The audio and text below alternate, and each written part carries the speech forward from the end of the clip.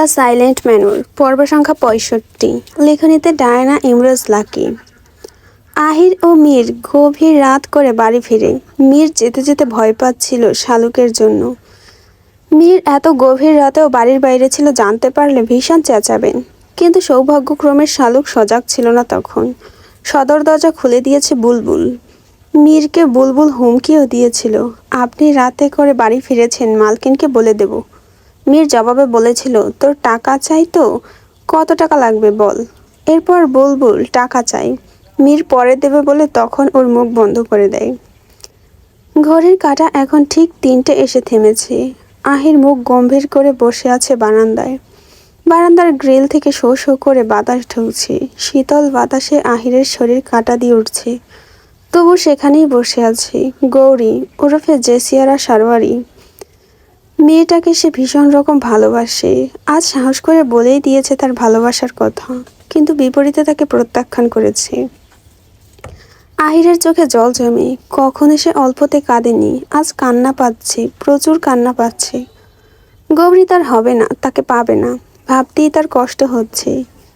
Easy চেয়ারে বসে মাথা হেলিয়ে রেখেছে, দৃষ্টি তার উপরের দিকে। একটু পরপর দীর্ঘ নিঃশ্বাস আসছে। মন স্থির করে আগামীকাল গৌরীর সাথে শেষ আরও কিছু কথা বলবে, বোঝানোর চেষ্টা করবে। যদি গৌরী তার প্রস্তাবে রাজি হয়, তবে সে তার মা বাবাকে নিয়ে আসবে, তাদের দোয়া নিতে হবে। তাদের দোয়া নিয়ে তবেই গৌরীকে ঘরের বউ করবে। আহির তার মা বাবার একমাত্র সন্তান, তার আবদার ফেলবেন না তার মা বাবা, আহির নিশ্চিত। আহির ইজি চেয়ারে দোল খেতে খেতেই ঘুমিয়ে যায়। ঘুমের ঘোরে মিষ্টি একটা স্বপ্ন দেখা দেয়। গৌরীর কাছে গিয়ে আবারও তাকে বোঝাচ্ছে। তবে আজ গৌরীর মুখে উজ্জ্বল হাসি, আহিরের হাতে একটা ফুল। আহির বলল, আমার প্রস্তাব গ্রহণ করো, কথা দিলাম এই তোমাকে ছুঁয়ে কখনো আমার অন্তরে তোমার জায়গার পরিবর্তন হবে না। আমার ভালোবাসা ক্রমশ বাড়বে, কমবে না। দরকার হয় তোমার জন্য জীবন দেব, তবু তোমার জীবনটা নষ্ট হতে দেব না, বলে গৌরীর দিকে একটা ফুল এগিয়ে দিল। গৌরী কাপা হাতে ফুলটি নিল, আশেপাশে বারে বারে তাকালো। না, কেউ নেই। তার মাথা নিচু। আহির ঝুঁকে বলল, কিছু তো অন্তত বলো। গৌরী গোলাপ ফুলের মতোই ফোলা ফোলা ঠোঁটে হাসি আঁকে। তার নিখুঁত হাসি আহির দেখল। নিখুঁত চোখ, নিখুঁত নাক, ভ্রু, সব কিছু মিলে যেন গৌরীর সৌন্দর্য সূর্যের মতোই চিকচিক করছে। গৌরী পিঠ ঘুরে তাকিয়ে বলল, আপনার মা বাবাকে নিয়ে আসবেন, আমি অপেক্ষা করব। বলে গৌরী ছুটে চলে যায় বাড়ির দিকে। আহির তার জবাবে খুশিতে আপ্লুত হয়ে উঠল। ঘুমটা আচমকা ভেঙে গেল মীর আসতে। এসে আহিরকে ডাকা শুরু করে দিয়েছে। আহির চোখ মেলে তাকালো, স্বপ্নের কথাটা মনে পড়ে। যদি সত্যি গৌরী রাজি হয়ে যেত, আফসোস। মীর তার পাশে বসে বলল, এখনো ঘুমাচ্ছিস কেন? কি ভাবতেছিলিস? ঘুম আসছে না, কিছুই ভালো লাগছে না। তুই ঘুমাসনি কেন? মীর নির্বিকার কণ্ঠে বলল, ঘুমের চেষ্টা করেছিলাম, ঘুম আসছে না। আমারও কিছু ভালো লাগছে না, কখনো এরকম অনুভূতি হয়নি, আজ হচ্ছে। এতক্ষণ ছাদে বসে কবির হোসেনের সাথে কথা বলছিলাম, বেশ মজার মানুষ উনি। যা এখন ঘুমা, আগামীকাল কথা হবে। আগামীকাল কেন? এখনই যত খুশি বলে নেই। আগামীকাল বেঁচে থাকবো তার কোনো নিশ্চয়তা নেই। বেঁচে থাকার নিশ্চয়তা যখন নেই, তখন ভালো পথে ফিরে আয়। পথ তো ভালোই হয়, খারাপ কোথায়? বলল মীর। সিগারেট ধরালো, ঠোঁটের মাঝে রেখে এক টান দিয়ে বলল, তুই ঘুমিয়ে যা, নয়তো শোক পালন কর, আমি আসছি, বলেই উঠে গেল। আহির ঘর থেকে বের হয়ে হাঁটল মায়ার ঘরের উদ্দেশ্যে। রাফিদ রাত ৮টার পরেই ঘুমিয়ে পড়েছে। সকাল থেকে সে অনেক খাটছে, ক্লান্ত শরীর। মীর তখন ডাকলেও ওঠেনি। আহির যেন মর্মাহত হয়ে পড়ে আছে। মীরের মনটা উদাস, কিছু ভালো লাগছে না, শুধু ভাবছে কি যেন কি হবে। মনটা আপাতত সর্বপরিষ্কার করতে হবে। মায়ার উল্টোপাল্টা কথা শুনলে নিশ্চয়ই মন ভালো হবে, ভেবে তার ঘরের দিকে এগোচ্ছে। যেতে যেতেই পথে দেখা হয় বুলবুলের সাথে। মধ্যরাতে জল খাওয়ার অভ্যাসটা ওর আজও যায়নি। তখন জল খেতে উঠে দেখে জগে জল নেই। জল নিতে নিচে রওনা হতেই মীরের সামনে থমকে দাঁড়ায়। মীরও দাঁড়িয়ে যায়। তাদের প্রথমে চোখে চোখে কথা হয়। বুলবুল মীরের পথ ধরে সামনে তাকালো। সামনে মায়ার ঘর। তার ঘরে যাচ্ছে বুঝে প্রশ্ন করলো, আবার কি মতলব আপনার? মীর যেন বুলবুলের প্রশ্নে ক্লান্তি অনুভব করলো। শরীরের ভাঁজ ভেঙে বলল, ম্যাচ খেলতে যাচ্ছিলাম, আর কোনো প্রশ্ন? কিন্তু একদিনে এতবার? তোর সমস্যা? না, আমি কি আসবো? আমার গোলকিপারের দরকার নেই, আমি একাই সব, বলেই মীর বুলবুলকে ছেড়ে এগোলো। মীর মায়ের ঘরের সামনে এসে থামে, হাতের সিগারেট ফেলে দেয় মেঝেতে, পা দিয়ে পিষে ফেলল। মায়ার ঘরের দরজা খোলা, ভেতরের বাতি নিভানো, কয়েকটা মোমবাতি জ্বালিয়ে রাখা। সে ধীরে স্থির পায়ে ঘরে প্রবেশ করল। মোমবাতির আলোয় ঘরটা মৃদু আলোকিত। মীরের দু চোখ মায়াকে খুঁজছে, বিছানায় তাকায়, কম্বল জড়ো করা, নিশ্চয়ই ঘুমাচ্ছে। মীর বিছানার সাথে ঘনিষ্ঠ হয়ে দাঁড়িয়ে পড়ল। মায়ার পাশে বসে। মায়া কম্বল মুড়ি দিয়ে ঘুমাচ্ছে। মীর তা দেখে বলল, আজ কম্বল মুড়ি দিয়ে ঘুমাচ্ছ? আগে তো কখনো ঘুমাওনি। থেমে আবার বলল, এটা আমি কি বলছি? আমি কি কখনো তোমার সাথে রাতে থেকেছি যে জানবো? আজকাল না আমি বোকা বোকা কথা বলছি। যাকগে, ছাড়ো এসব। তুমি হঠাৎ এভাবে ঘুমাচ্ছ, খুব ঠান্ডা লাগছে? নাকি লুকিয়ে লুকিয়ে কান্না করছো? নতুবা ভূতের ভয়ে কম্বল মুড়ি দিয়েছো? তুমি নিশ্চয়ই আমার কথা শুনছো, তবুও চুপ করে আছো। এই পর্যন্ত বলেই মীর থামে। কম্বলটা নড়ে উঠল। মীর বলল, তুমি নড়ছো, তার মানে তোমার ঘুম নেই চোখে, ঘাপটি মেরে আছো আমার ভয়ে। ভয় নেই, উঠতে পারো, কিছু করব না। এখন অসভ্যর ব্যাখ্যা বোঝাতে ইচ্ছে করছে না, শরীরে শক্তি নেই। মীর দেখলো মায়া উঠছে না, পুনরায় কম্বল নড়ল। মীর এবার একটু বিরক্ত হলো। মায়াকে যেভাবেই হোক উঠাতে হবে। কিভাবে উঠাবে ভেবে মীর হুট করেই মায়ের শরীরের উপর উঠে দুই পা দুই দিকে নিয়ে হাঁটুতে ভর করে মায়ের উপর দূরত্ব বজায় রেখে বসে। এরপর মায়ের দিকে আর একটু ঝুঁকে বলল, এই মেয়ে, আমি তোমার উপরে দরজা লাগিয়ে দিয়েছি, যদি তোমার উপর আক্রমণ করে বসি? ভয় পাচ্ছ না? কম্বলের নিচ থেকে কোনো সারা শব্দ এলো না। মীর এবার কিছুটা তীর্যক কণ্ঠে বলল, এই মেয়ে, উঠ, না হয় ঝাঁপিয়ে পড়লাম। কথাটা শেষ করতে না করতেই কম্বলটা মুখের উপর থেকে সরিয়ে ফেললেন জয়ন্ত বেগম। মীর জয়ন্ত বেগমকে দেখে হকচকিয়ে উঠল। ছিটকে দূরে সরে যায়। বেখেয়ালিভাবে মীর খাট থেকে পড়েই যায়। থতমত খেয়ে বলল, দাদু তুমি? বলেই মীর ঢোক গিলল। জয়ন্ত বেগম শোয়া থেকে উঠে বসে মীরের দিকে চেয়ে বলল, কখন থাইকা আমি তোর উল্টাপাল্টা কথা শুনতাছি, কী সব নোংরা নোংরা কথা, দাঁড়া তোরে দেখাইতেছি মজা। বলেই জয়ন্ত বেগম খাট থেকে নেমে তার ছড়িটা হাতে নিয়ে মীরকে পেটাতে শুরু করলো। পেটাতে পেটাতে বললেন, তোর খুব শখ আমার উপরে ঝাঁপাই পড়নের, নিজের শক্তি দেখাইবার আছো, ছি। মীর জয়ন্তকে আটকাতে চাইল, বলল, আরে দাদু, আগে আমার কথা তো শোনো। আমি তোমার উপর শক্তি কেন দেখাবো? তোমার নাতনির উপর দেখাতে এসেছিলাম। তুমি ওর ঘরে, আমি কিভাবে জানবো? তুই কি করে জানবি মানে? এই মাঝরাইতে তুই ওর ঘরে কেন? মীর জয়ন্তর এই ছড়িটা টেনে নিয়ে দাঁড়িয়ে গেল, বলল, অনেক মেরেছ, এখন শোনো। আমাকে ও অসভ্য বলেছিল, তাই প্রতিশোধ নিতে এসেছিলাম, কিন্তু এসে আমি নিজেই বলির পাঠা হয়ে গিয়েছি।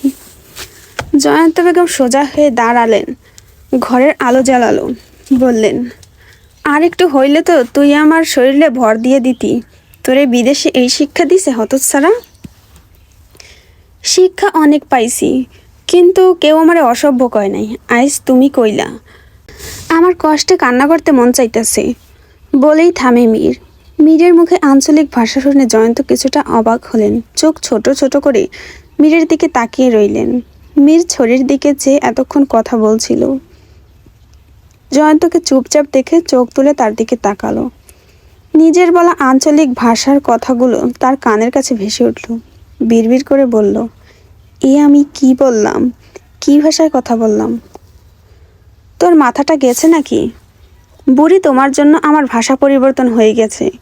আমার সাথে কথা বলতে হলে আগে শুদ্ধ ভাষা শিখে এসো। আহা, আমার কালাচার নাতি, ওনার লগে কথা কইতে আমার বইয়া গেছে। এই ঘরতন বাইরা। মীর ছড়িটা জয়ন্তের দিকে এগিয়ে দিয়ে বলল, যেতেই এসেছি, থাকতে নয়, বিশেষ করে তোমার মতন বুড়ির সাথে। তোর থেকে ভালো আছি, তুই হাতে দেছো সাপের মতন কী সব, তার লগে ঝাঁকানাকা প্যান্ট, মাথার চুলগুলো ভেড়ার মতো, চোখ দুইটা বিলের মতন। তারপরও তোরে আমার লগে মানায় না, বাদরের মতন লাগতেছে। মীর ভেংচি কেটে বলল, তোমার সাথে মানাতেও চাই না, আমার ভার সহ্য করতে পারবে না। এতটুকু বলে জয়ন্তী পুনরায় ছড়িয়ে দিয়ে মীরকে মারা শুরু করলেন। বললেন, ঘর থেকে বাইর হ। মুখে কিছু আটকায় না। মীর আর কিছু না বলে দ্রুত পায়ে ঘর থেকে বের হয়ে যায়। জয়ন্তী ঘরের ভিতর থেকে দরজা লাগিয়ে দেন। মীর হাঁটুর উপর হাত রেখেই তাতে নিজের নিজের ভর রেখে দম ছাড়ল। লক্ষ্য করলো তার পেছনে কেউ, ঘুরে তাকালো। বুলবুল জগ হাতে দাঁড়িয়ে আছে। মীর তাকাতেই তার দিকে এগিয়ে আসলো। মীর নিঃশ্বাস ছেড়ে বলল, তুই আজও এখানে? আপনি বললেন না আজ ম্যাচ খেলবেন, তাই আগে থেকে জল নিয়ে দাঁড়িয়ে আছি। আপনি খুব হাঁপাচ্ছেন, নিন জল খান। বুলবুল জলের জগটা এগিয়ে দিল। মীর কটমট চোখে ওর দিকে তাকালো। মীর জলটা খেয়ে ফেলল। বুলবুল বলল, খেলায় কে জিতল? মীর কিছুক্ষণ আগে অপমানিত হয়েছে, তার দাদির কাছে ধরা খেয়েছে। বুলবুলকে বলতে চাইছে না, কিন্তু আন্দাজ করতে পেরেছে বুলবুল সব শুনেছে। তবু নিজের মনোভাব ধরে রাখার চেষ্টা করে বলল, কে জিতবে? ওই বুড়ি জিতছে, এটা ব্যাপার না। বুড়ি মানে? ম্যাচ খেলা হলো না? মীর মাথা নাড়ল, না। বুলবুল জগটা মীরের হাত থেকে নিয়ে বলল, তাহলে জল খেয়ে কি করলেন? শুধু শুধু জলটা শেষ করলেন। ধরা খেয়েছেন আপনার দাদির কাছে? মীর নিশ্চুপ ভঙ্গিতে মাথা ওড়ালো, হ্যাঁ। বুলবুল সশব্দে হেসে উঠল। হাসির সময়টা দীর্ঘ হয়। মীরের শরীর জ্বলে উঠল ওর হাসি দেখে।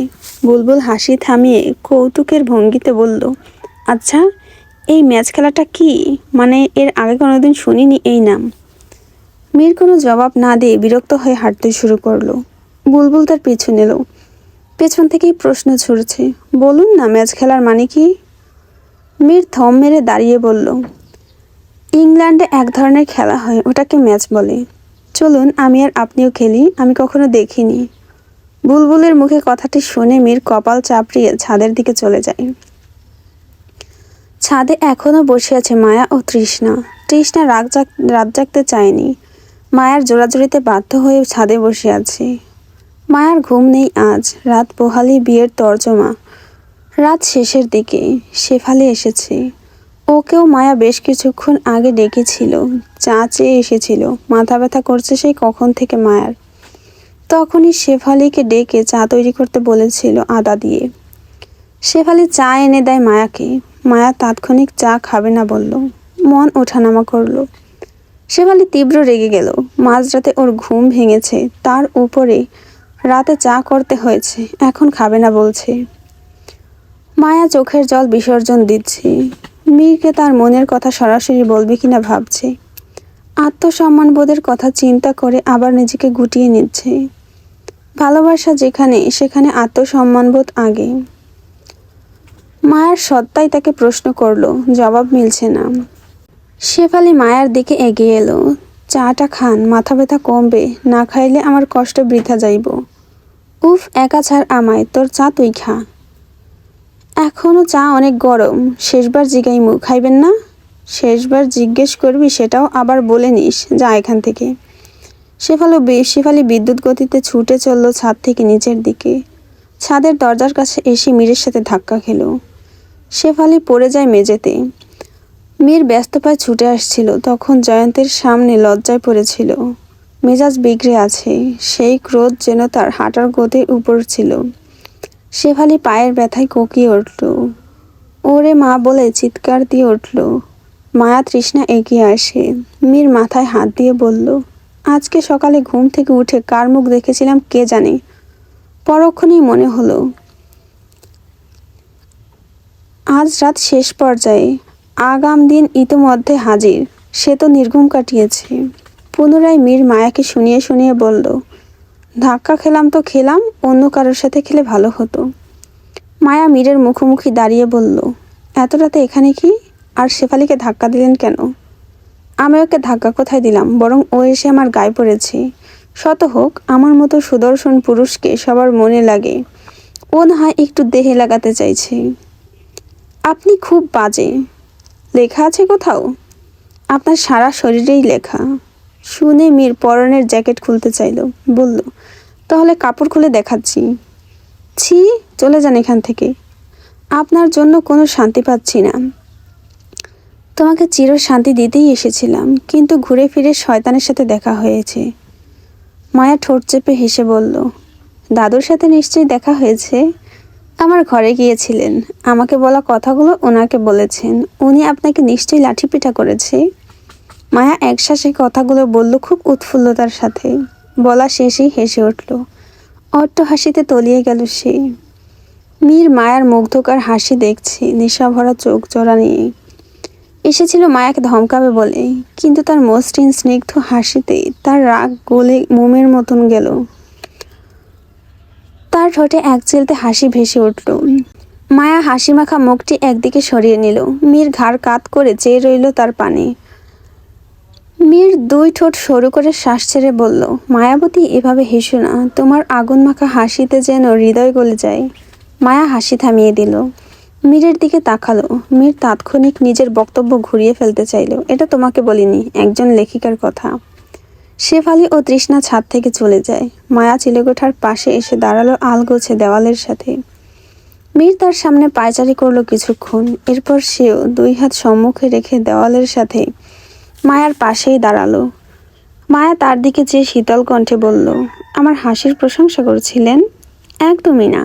আমি কোনোদিন কোনো মেয়ের প্রশংসা করি না। তবে একজন আছে যে আমার অনেক পছন্দের। কে সে? আছে, মাস্টারের বড় ছেলে। আমাকে অনেক পছন্দ করে, কিন্তু কোনোদিন আমার বাবার ভয়ে বলতে পারেনি। হয়তো আমার বিয়ে হয়ে যাওয়ার জন্য কষ্ট পাচ্ছে। একদিন তো আমার হাত পর্যন্ত ধরেছিল। আমার হাত নাকি খুব নরম, সেটাও বলেছিল। মায়া ভুরু উঁচিয়ে কিছুক্ষণ তাকিয়েছিল। মায়া লক্ষ্য করলো মীরের অভিব্যক্তি। মনে হচ্ছে সে কোনো কারণে রেগে গিয়েছে হঠাৎ। রাগে জ্বলছে, সেই তাপ মায়া পাচ্ছে। তার কারণটা ঠিক আন্দাজ করতে পারল না মায়া। তবু আগ বাড়িয়ে প্রশ্ন ছুড়ল, আপনি রেগে আছেন মনে হচ্ছে? কোথায় না তো, বলেই স্বাভাবিক ভঙ্গিতে হাঁটার চেষ্টা করে।